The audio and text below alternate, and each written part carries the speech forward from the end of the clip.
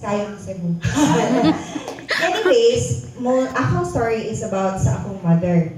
Kani akong mother is, since bata pa siya, nanagid siya yung problem sa iyang nose. Kanang gamay lang nga perfume, kanang mga baho, anything, kanang mga, especially cigarette. So, grabe nung ginaihang sigma, sipon, nga di mawawa yun. And then, napa-check up siya diri sa ENT specialist diri sa Cebu City. Dahil yun, nakita sa x-ray nga kanida iyang now, tibuok now, napuno na siya sipon. Grabe mo, dahil nga dili na maundang-undang iyang sipon. Kada segundo, may sige siya sigma. And then, ingon ang doctor, luckily lang, iyahang ilong is running. Ang sipon pa running nose, dili siya ka na mag-clog. Kaya if ever mag-clog, every year daw, ablihon yun na yung ilong para kwaon to, sipon. So, mo to, ang iyang diagnosis ni uli na siya pagadian. After that, balik siya dire para magpa-general check-up. Now, silang duha sa kong papa ang nagpa-check up. Nya, kaniya kong mama, diligid niya siya abusado sa iyang lawas. Very good kanya siya, particular sa iyang food. Dahil ni Abu pagid na siya o nagbalik Islam. Pero joke lang, nagbalik halama. Dili na siya makaon ng baboy. Ano na siya miningana. Kay, syempre, pag mga ang kagbaboy, high blood, managin niya, dahil sa atong utong, right? So, mo to, pag abot nila diri sa Cebu, akong papa o siya, iyan ang ikasaban akong papa mo na si kaugbaboy, dahil sige inom o kape, ang isa ka ang sugar, isa ka kutsara, i-mix. So, grabe kinakain namin isa kong papa. So, sa diagnosis akong papa is, nanay na siya CKD stage 5. But, before ko mo story sa akong papa, no, wala naman akong papa, suddenly, kay we have not met three-way before. So, 2018 man na, and we met three-way 2019. So, ang diagnosis sa akong mama is, funny kayo kay, di ba, di siya tikaon ng pork. But, pag gawa sa yung result, high blood akong mama. Now, ni anak ko mama, Dok, ano, high blood, sakto din yung diagnosis, Dok. Ano high blood man ko siya? Mo to-explain sa doctor sa iya. And I want you to listen kaning mga, ganahan ko maminaw mo ani.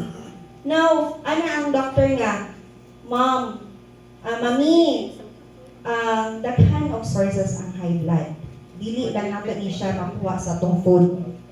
Dili lang nato siya makuha sa food. Mami, stress. Stress ang nakapa-high blood nimo. Which is, naato sa ato ang sources sa top 10 killer diseases. So, dito dahil niya, ana ba? So, ako mama karon, ikaw ano balik og baboy? Pero ginagmay lang, kanang dili yun po sobra-sobra. And, ang karabitang sa una, I really don't know nga kanang okay ra na mo, kanang sikma-sikma okay ra. So, kanang mama nag-maintenance na siya sa iyang high blood. So, karon kay kanang nagkuan na siya, always na siya magkuan sa iyang BP. Kay enya kana sa iyang kuan, sa iyang namang na siya ay allergic, severe allergic rhinitis. Which is nga kana akong mama manggol, dali ra kay namutuog mga product. Daghan na siya nagianay Amway, sa pato. DXN. Ang pinaka-recent is DXN. DXN, dayon. Kana siya na, mag-inom na siya og tulo ka buok RGGL, RGGL o spirulina. Kabundok na gid na. Pwede namin maligya. Kanang mga botilya na niya. Pero wala gyud na nakawa sa any problem sa kong mama sa iyang lawas. Wala gyud. Now, niabot si Riway because tungod sa akong igagaw, which is si Merma Basa katong nag-OPP diri ganina, i-introduce sa iya. So, kanya akong mama, dali yung ginamutuo. No? Always gina siya mutuo. Bahalag mahal. Ano siya nga, mo try ko, ana. Ano siya, mo try ko, ana. Sige, sige niya. Ako, bala ka maoy. Sila kagtuo-tuo. Pila na kaniyagi, anak ko, pila na ka-produkto. Wa, ergi hapon na ayo. Yung ko nga, mahal pa dyan ka ayo. 170K? Ano ako, wala, ergi ko ato. Ano siya, bahala ko. Dila, kaya ako may kwarta. Mo tayo palit gid ako mama. Intake na siya, take na siya. Nago nga. Oh, take ka. Nahuman na nimong therapy. Ga-ubo-ubo ra gyapon ka. Although ana siya nga, dili siya nga naka-significant. Pero ingon siya, okay gid ang lawas.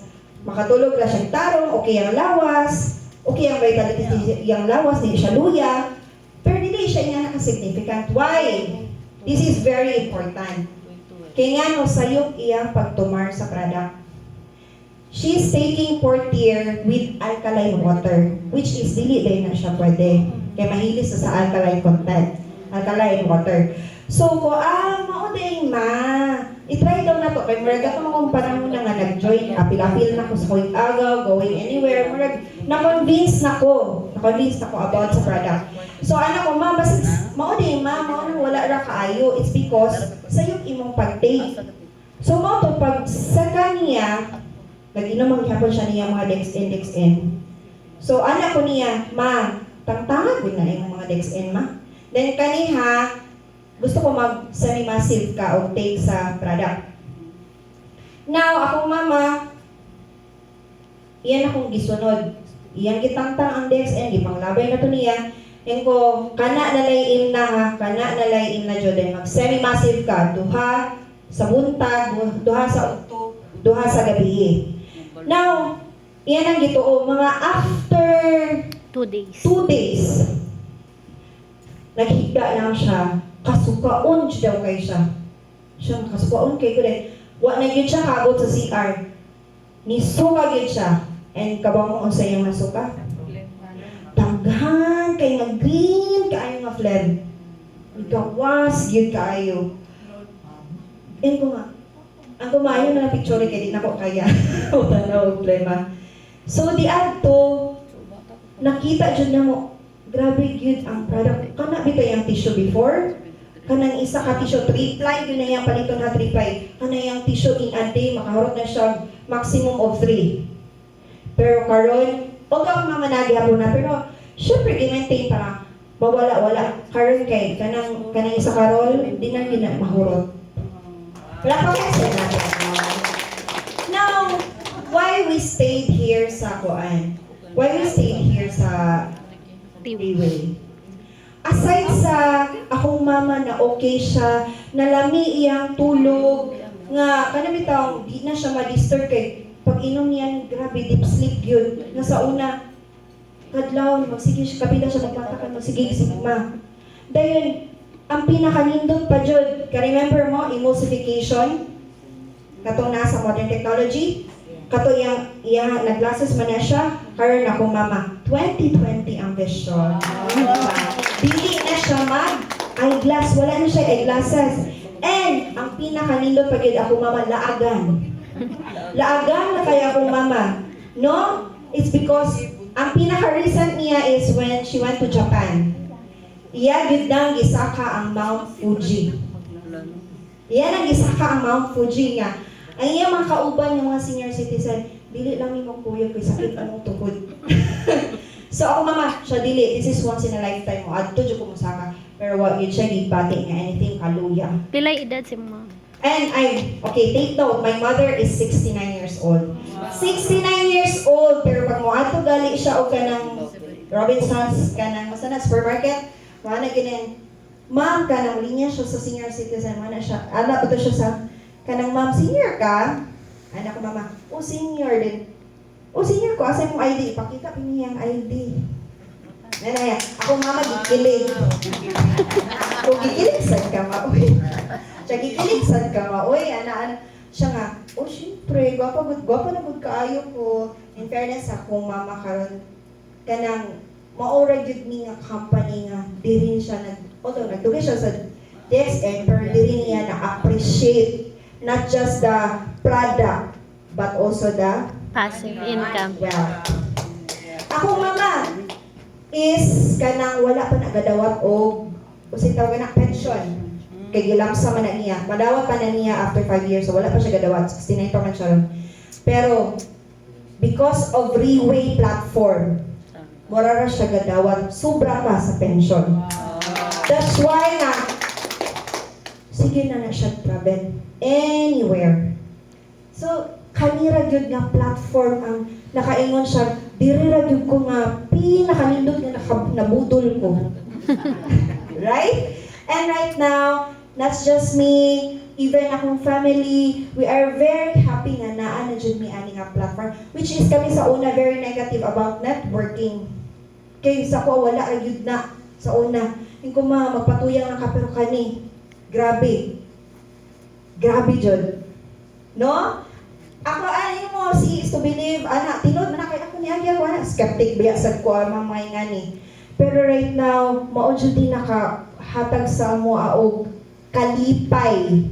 Kay before ko mo ento I just want to share before my mother nga dili man siya nga kamasakito no. Pero niagi gyud mi sa panahon nga akong papa nagka-CKD stage 5. Yes, CKD. Chronic disease. Yes. Kani akong papa manggod is nilipod siya, unhealthy good kay na siya lifestyle. Morning ni stay ni dire, it's because dili na mi ganahan mo balik atong panahon nga financially drained, emotionally drained. Kanang magstay ka sa